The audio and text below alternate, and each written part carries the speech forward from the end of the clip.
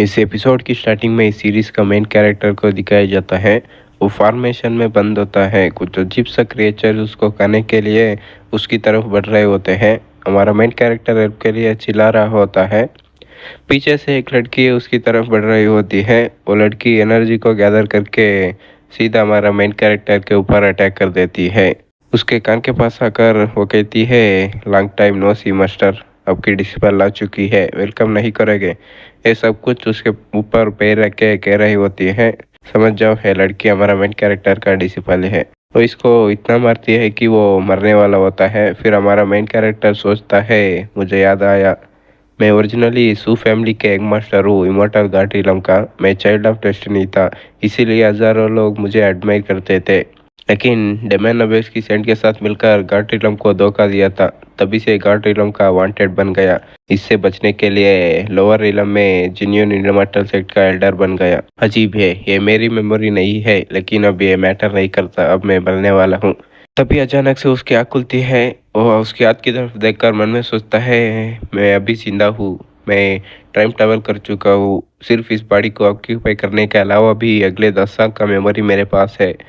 उसके पास में ही एक लड़की बैठी होती है। वो कहती है, मास्टर आपको बुरा सपना है क्या? मैं आपकी पसीने पोंछने में मदद करूं? हम देख सकते हैं उसको काफ़ी चोट लगी होती है। ये वही लड़की होती है जो हमारा मेन कैरेक्टर को मार रही थी। उस लड़की को देखकर हमारा मेन कैरेक्टर सोचता है, ये फेंग वांग किंग है। 10 साल बाद एम्प्रेस क्रूएल एंड रूथलेस बनकर दुनिया में कत्लेआम मचा देगी। अब ये मेरी डिसेबल है। फिर हमारा मेन कैरेक्टर वांग सिंह से घबरा कर कहता है, नो थैंक्स। प्रिंसिपल कहती है, क्या हो मास्टर, मैंने कुछ गलत किया है क्या? हमारा मेन कैरेक्टर मन में सोचता है, ओरिजिनल ओनर के मेमोरी के हिसाब से सूचाएंगे। ये हमारा मेन कैरेक्टर जिस पार्टी में रह रहा है ना, उसी का नाम है सूचांगे, तो याद रखना। सूचांगे ने फेंग वांकी को केवल क्वाड्रन की तरफ इस्तेमाल किया, उसकी कल्टीवेशन को बढ़ाने के लिए। जब सही टाइम आएगा तब सूचांगे उसके साथ ड्यूअल कल्टीवेशन में से यूज करके सारी कल्टीवेशन ले लेगा। लेकिन उसकी कल्टीवेशन को लेने के लिए फेंग वांकी को वर्जिन रहना होगा, इसीलिए सूचांगे ने उसे दूसरे आदमियों से कांटेक्ट नहीं करने दिया। इसी दिन सूचांगे देखता है फेंग वांकिंग दूसरे सेट के सीनियर के साथ मिलकर स्किल सीख रही होती है, इसीलिए गुस्सा होकर फेंग वांकिंग को सजा देता है। इस छोटी लड़की को देखकर काफी तरस आ रहा है। फिर अचानक से उसके सामने सिस्टम गर्ल अपीयर होती है। सिस्टम में वार्निंग दिखा रहा होता है। सिस्टम कहती है, होस्ट वर्ल्ड के गर्ल ऑफ डेस्टिनी पर सिंपैथी फील किया है, इसीलिए रेड वार्निंग ट्रिगर हुआ है। सुपर स्कम सिस्टम का होस्ट होने के नाते आप हीरोइन फेंग वांकिंग के ऊपर सिंपैथी नहीं रख सकते। सुपर स्कम सिस्टम अब एक्टिव है। सिस्टम में टास्क आता है, उसमें लिखा होता है, फिंग वांगिंग ने मिस्टेक किया है, उसे 3 मिनट के अंदर पनिश कीजिए। मिशन कंप्लीट होने पर 100 कम पॉइंट्स मिलेंगे और 10 बैक थ्रू पिल्स। अगर फेल हुआ तो 10 कम पॉइंट्स कट होगा और कल्टीवेशन 2 रिलम ड्रॉप होगी, उसके साथ फिजिकल कैट्रेशन भी। सिस्टम में एक और नोटिफिकेशन आता है, उसमें लिखा होता है, पोस्ट के पास 100 कम पॉइंट्स है। अगर आपने सिस्टम का टास्क को कंप्लीट नहीं किया तो पॉइंट्स रिड्यूस होंगे। जब 0 पॉइंट्स होगा तो तब सिस्टम ऑटोमेटिकली अनबाउंड होगा और होस्ट मर जाएगा। यह देखकर तो हमारा मेन कैरेक्टर को काफ़ी गुस्सा आता है, सिस्टम को गाली देने लगता है। फिर सिस्टम में अपनी डिस्पल का इंफॉर्मेशन दिखाता है। उसमें लिखा होता है, नेम फेंग वांकिंग कल्टीवेशन की ट्रेनिंग का लेवल 9। स्किल्स कोई स्किल्स नहीं है, मार्शल आर्ट्स, ब्रोकन क्लाउड स्वार टेक्निक और broken cloud palm low level technique. हमारा मेन कैरेक्टर मन में सोचता है, हेल्डर का डिस्पल होकर भी इसकी कल्टीवेशन लो है और इसके पास कोई स्किल्स नहीं है और इसका मार्शल आर्ट्स भी खचड़ा है। इस बॉडी का रियल ओनर ने तो इसे कुछ भी नहीं सिखाया है। सिस्टम गर्ल कहती है, टाइम खत्म हो रही है और मेन कैरेक्टर को सिस्टम के ऊपर काफी गुस्सा आता है। फिर वो अपने डिस्पल के ऊपर अटैक करता है, वो सीधा पीछे जाकर गिरती है। हमारा मेन कैरेक्टर उससे कहता है, तुमने मिस्टेक किया है, इसीलिए तुम्हें पनिशमेंट भी मिलेगा। वंकिंग के सामने केविन ब्रेड का मार्शल आर्ट को बुक को फेंकता है, उसका नाम टियान्यून टेक्निक होता है। और मेन कैरेक्टर उससे कहता है, तुमने चुपके मार्शल आर्ट को सीख रहे थे, इसलिए इस 7 ग्रेड को टेक्निक को कॉपी करो, यही तुम्हारा पनिशमेंट है। वंकिंग मन में सोचती है, 7 ग्रेड टेक्निक, इस पूरी सेट में सिर्फ 2 ही 7 ग्रेड के टेक्निक है, मास्टर ऐसे ही मुझे इसे कॉपी करने के लिए दिया है, सच में पनिशमेंट है क्या? हमारा मेन कैरेक्टर से कहता है, तुम्हें समझ आ गए तो तुम अब जा सकती हो। सिस्टम कहती है, कंग्रेचुलेशन, पनिशमेंट मिशन कंप्लीट हो चुका है। 100 पॉइंट्स और 10 ब्रेक थ्रू पिल्स मिलेंगे। सिस्टम में एक और स्पेशल रिवॉर्ड मिलती है। ये एक कार्ड होता है, इसका नाम सुप्रीम स्पिरिचुअल पावर प्रेजर होता है। इसका यूज़ 1 घंटे के लिए आपका हौरा सुप्रीम जैसा दिखा जाता है। ये एक दिन में सिर्फ एक बार यूज़ कर सकते हैं। ये मन में सोचता है, यह कार्ड मिल गया। बंकिंग जाते हुए कहती है, थैंक्स मास्टर, रिवार्ड और पनिशमेंट के लिए। मन में सोचती है, मास्टर के अटैक की वजह से मेरा जमा हुआ खून सब बाहर निकल चुका है और मेरा पुराना घाव भी ठीक हो चुका है। अब मैं ब्रेक थ्रू करने वाली हूँ। इसका मतलब है मास्टर सीक्रेट रहकर मेरा मदद कर रहा है। पीछे मुड़कर हमारा मेन कैरेक्टर को थैंक्स कहती हैं। सिस्टम में नोटिफिकेशन आता है, फेंग वांकिंग का फेवरेट +10 हो चुका है। इससे 10 कम पॉइंट्स मिलेंगे। हमारा मेन कैरेक्टर सोचता है, फेवर के बदले भी पॉइंट्स मिलेंगे। सिस्टम से कहता है, वंकिंग का फेवरेट लेवल दिखाओ। सिस्टम दिखाया जाता है, उसमें उसका लेवल -99 होता है। डार्कनेस 29% होती है। सिस्टम में लिखा होता है, अगर डार्कनेस 90% से ज़्यादा हो गए तो गर्ल ऑफ डेस्टिनी का स्टेटस लूज करेगी। हमारा मेन कैरेक्टर कहता है, फेवरेबिलिटी नेगेटिव में है। उस कमीने सूचांगे ने क्या किया है उसके साथ। सिस्टम गर्ल कहती है, वो आपको याद दिला दूँ, मेन टास्क स्टार्ट हो चुका है। मेन टास्क में लिखा होता है, वो इस बिगेस्ट विलन है और इस वर्ल्ड का प्लॉट को चेंज करना है। इंडियन टास्क में होता है, फेंग वांकिंग को एविल बनने में मदद करो। अगर मिशन फेल हुआ तो वो सारे स्किल्स को लॉस करेंगे और एक यूजलेस पर्सन बन जाएंगे।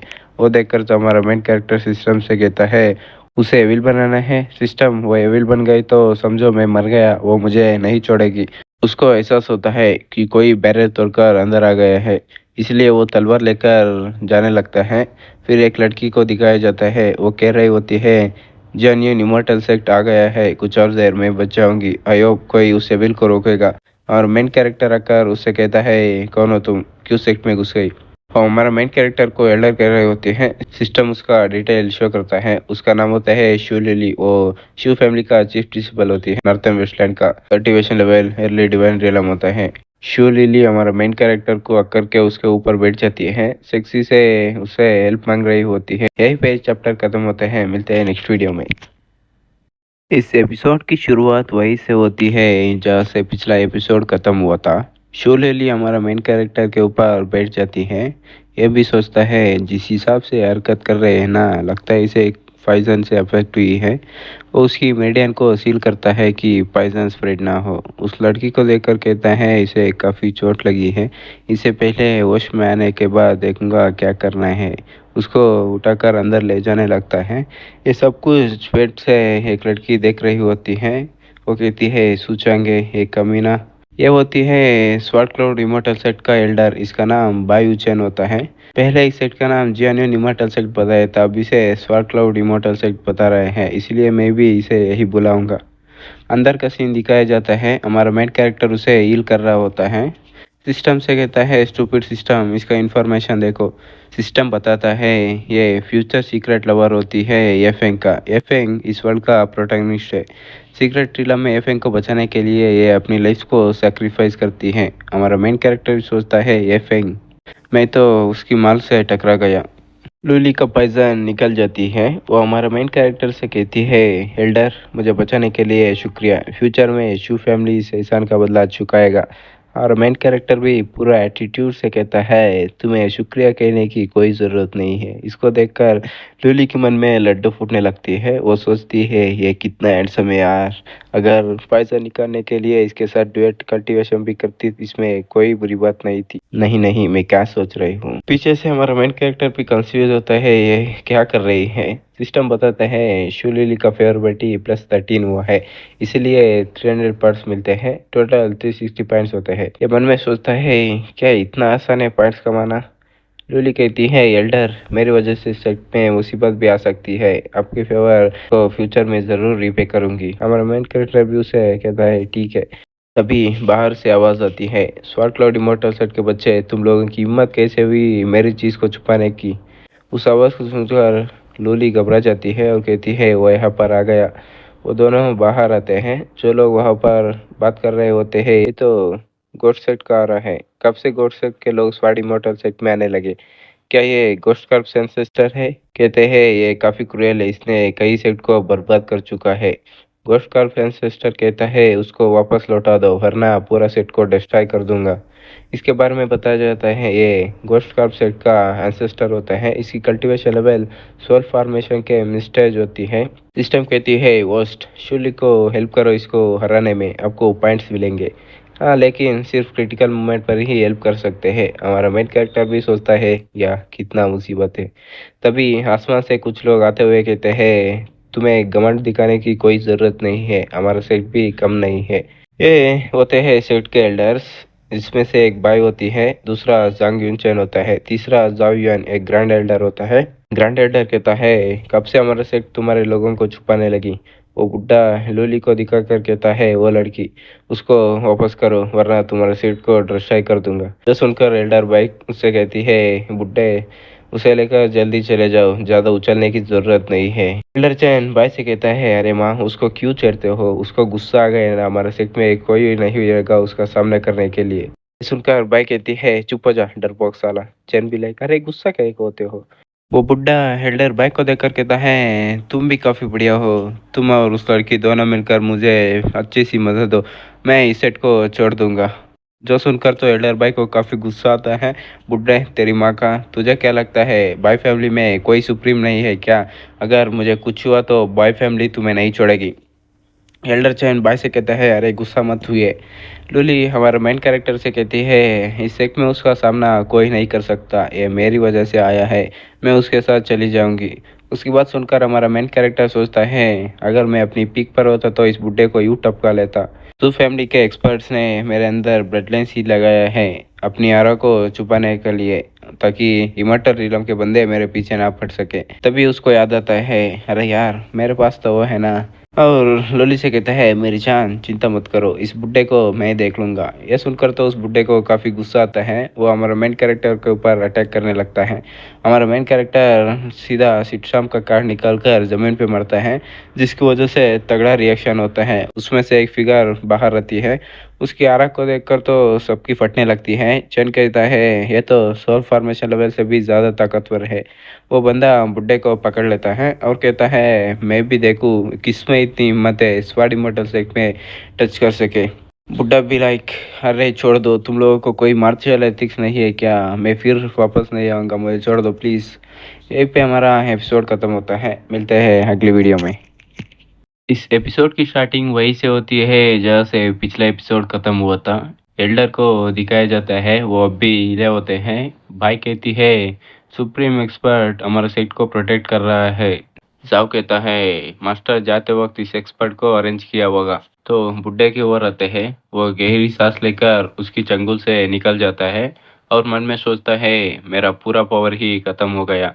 वो घुटने पर आकर सुप्रीम एक्सपर्ट से कहता है मुझे पता होता कि इस एक्ट में आप जैसा एक्सपर्ट है तो मैं नहीं आता, मेरा गोल तो सिर्फ उस आइटम को वापस लेना है। इतना कहते ही लूली की तरफ बढ़ने लगता है।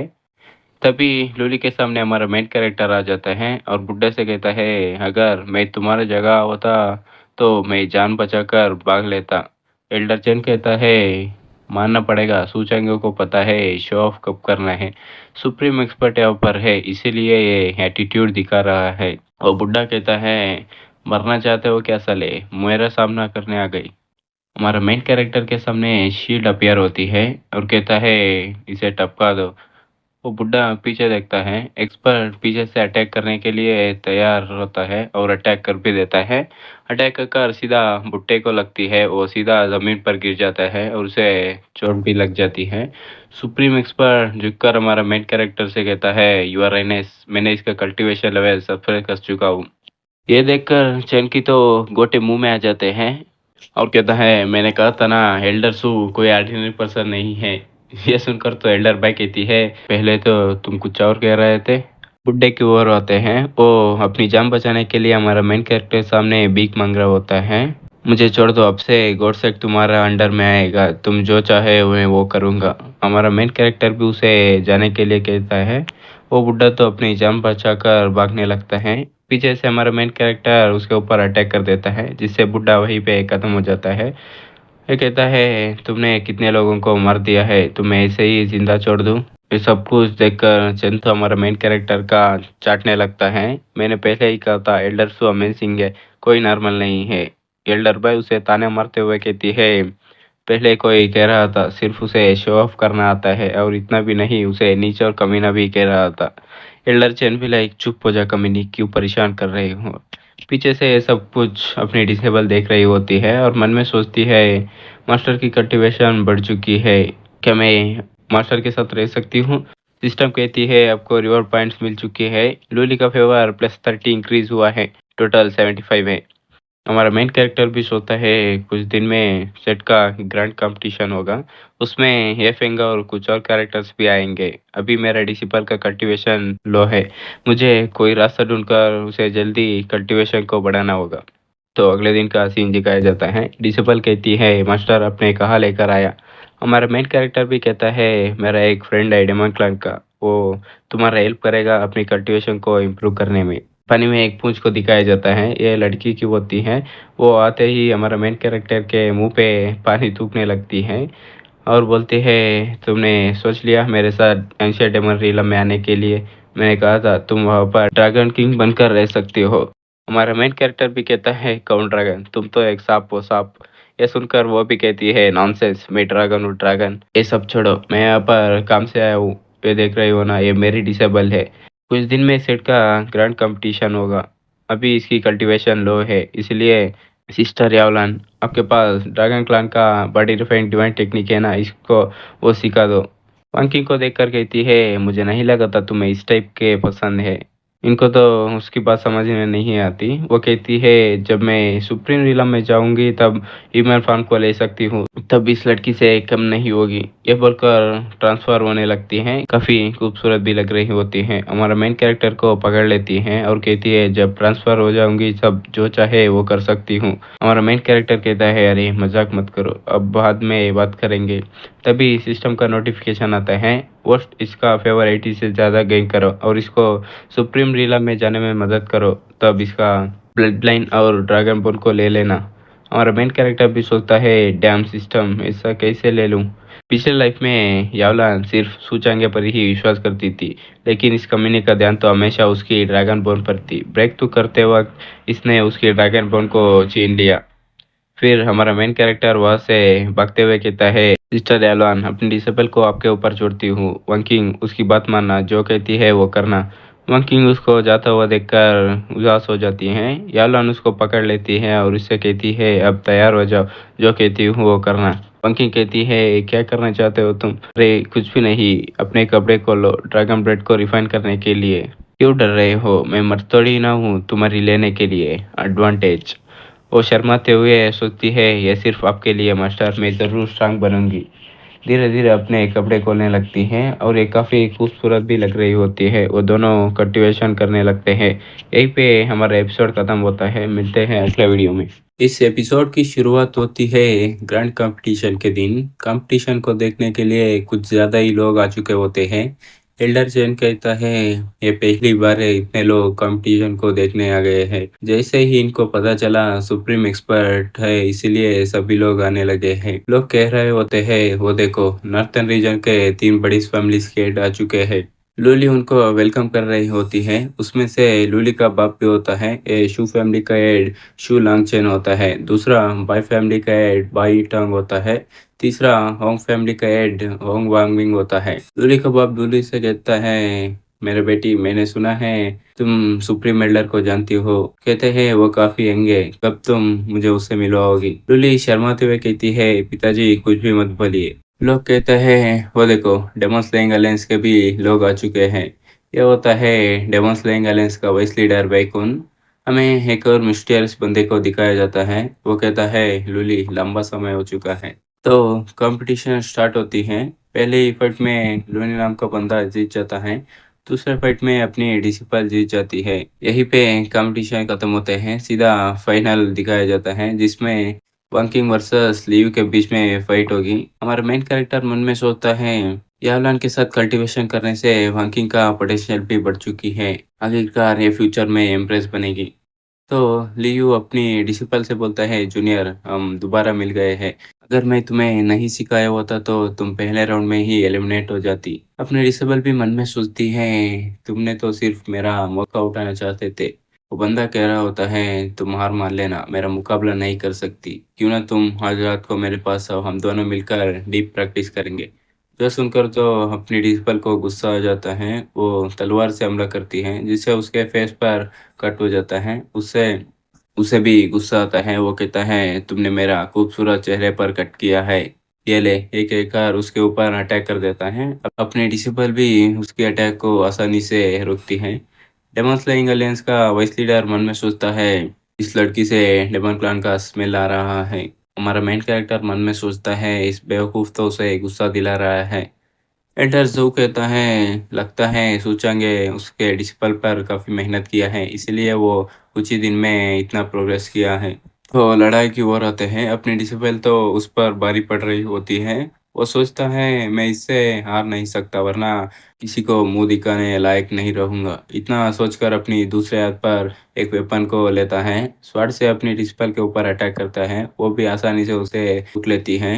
वो नोटिस करती है, इसके हाथ में एक विडन वेपन है। बंदा उस वेपन को अपनी डिसिपल की ओर फेंक देता है, लेकिन अपनी डिसिपल आसानी से उसको कट कर देती है। वो यहीं पे हार नहीं मानता, स्वॉर्ड से एक और अटैक करता है। अपनी डिसिपल उससे मुश्किल से डज कर लेती है, उसके अंडे पर मरती है, जिससे उसकी अंडे टूट जाते हैं। लोग कह रहे होते हैं, यार कितना निर्दयी से मारा है, अब तो वो पाप नहीं बन सकता।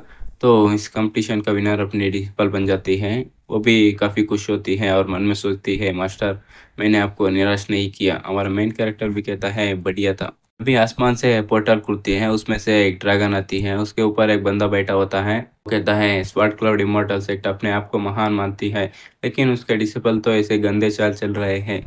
कितनी मजे की बात है, इतने सारे लोग इकट्ठा हुए हैं इस क्राउन प्रिंस को वेलकम करने के लिए। दर्शन कहता है, ये डेमन क्लान का प्रिंस मार्डाउटियन है। अब कहता है, ये बंदा यहाँ क्यों आया है। जूली का बाप भी कहता है, ये heaven and earth demon list का रैंक 3rd पर है, इसे इसके सामना हम नहीं कर सकते। अभी हमें नकाब वाले बंदे को दिखाया जाते हैं। वो अपने मन में सोचता है, तुम फाइनली आ गए, काफी देर से तुम्हारा इंतजार कर रहा था। तो ड्रैगन के बॉडी से खतरनाक आरा भी निकल रहा होता है। कॉन्फ्रिक्स बोलता है, सेट का ग्रैंड कंपटीशन हो रहा है, रिवॉर्ड भी तगड़ा ही होगा, मैं उसमें काफ़ी इंटरेस्टेड हूँ। यहीं पे आज का एपिसोड खत्म होता है। मिलते हैं अगले वीडियो में। ये एपिसोड वहीं से शुरू होती है जहाँ से पिछला एपिसोड खत्म हुआ था। एडरचन कहता है, अरे डरने की कोई बात नहीं है। सेट का बैरियर है ना, वो सिर्फ शो ऑफ के लिए नहीं है। मैं मान ही नहीं सकता वो बैरियर तोड़कर अंदर आएगा। तो उस ड्रैगन आसानी से बैरियर को तोड़कर अंदर आ जाता है, जो देखकर तो चैन की गोटे मुंह में आ जाते हैं। प्रिंस कहता है, कितनी कमजोर था। इतना बोलकर अपने डिसिपल के सामने काफी कूल एंट्री मारता है, जिससे उसे भी तकलीफ होती है। प्रिंस बोलता है, तुम लोगों को 10 सेकंड दूंगा, जिसको भी इस कंपटीशन से मतलब नहीं है वो चला जाए, वरना तुम लोगों का केयर नहीं।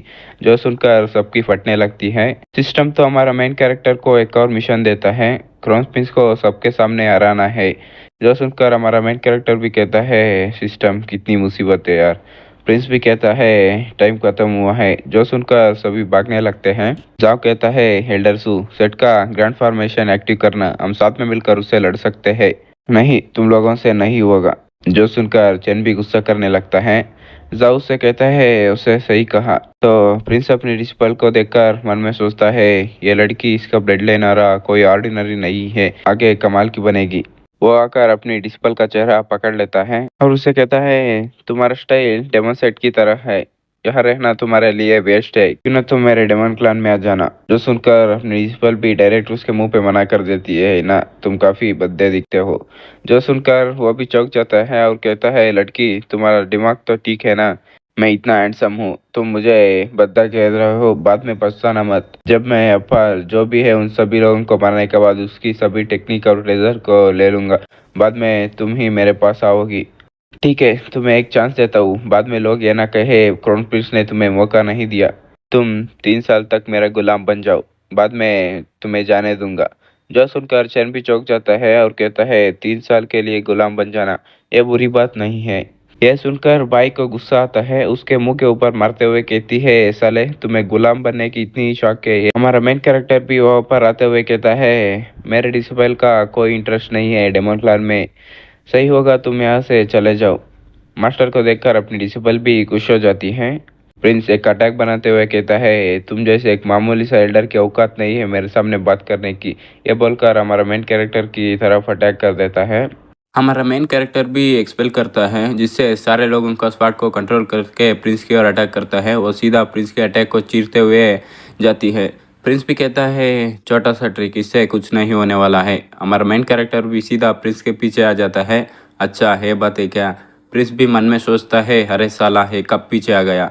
हमारा मेन कैरेक्टर अटैक बनाते हुए मन में सोचता है, भले ही मेरा कल्टीवेशन सप्रेस हुआ है, लेकिन मैं डिवाइन टेक्निक को कल्टीवेट किया हूँ। इतना सोचकर ही इमोर्टल डिवाइन टेक्निक से प्रिंस के ऊपर अटैक करता है, जिससे प्रिंस की बैंड बच जाती है। वह कुछ बोलने ही वाला होता है। हमारा मेन कैरेक्टर सीधा आकर उसकी मुंह पे पैर रख के कहता है, अगर तुम कुछ बोला तो तुम्हारा मुंह तोड़ दूंगा।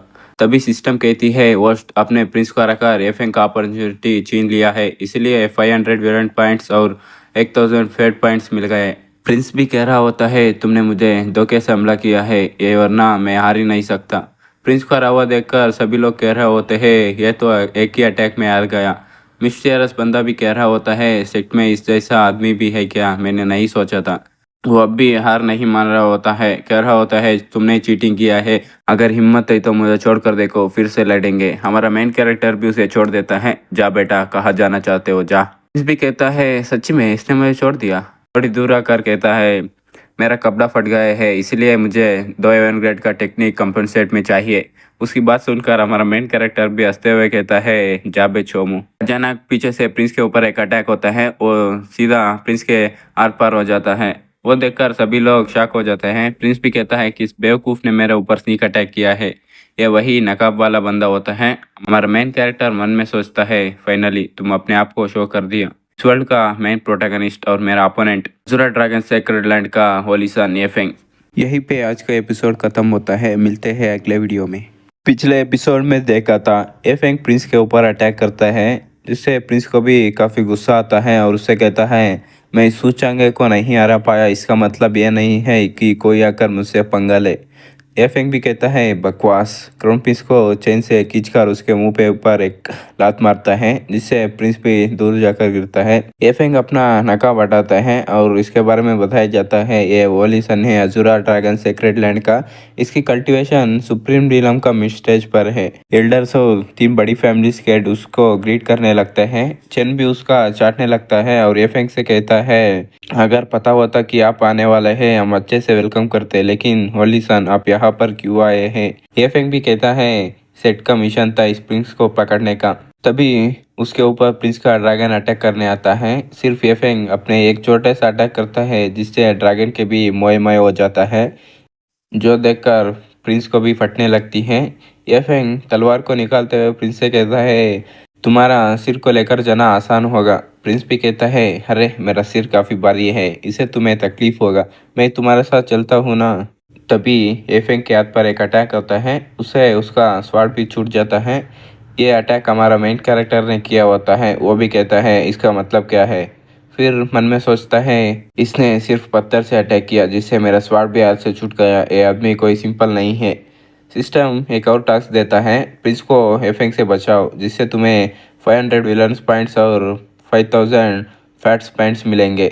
मिशन फेल हुआ तो 500 पॉइंट्स कट होगा और 2 रिलम कम करेंगे। हमारा मेन कैरेक्टर एफेंग से कहता है, माफ़ करना, मैं इसे यहाँ मरने नहीं दे सकता, वरना डेमन क्लान के लोग हमारे सेट के ऊपर अटैक करेंगे, जिससे हमें मुसीबत हो सकती है। एफेंग देता है, सही कहा तुमने, मैंने इसके बारे में नहीं सोचा था। उनके बातें सुनकर प्रिंस को भी एक आइडिया आने लगती है। वो मन में सोचता है, उस सूचांगे इस एफेंग से स्ट्रांग लगता है।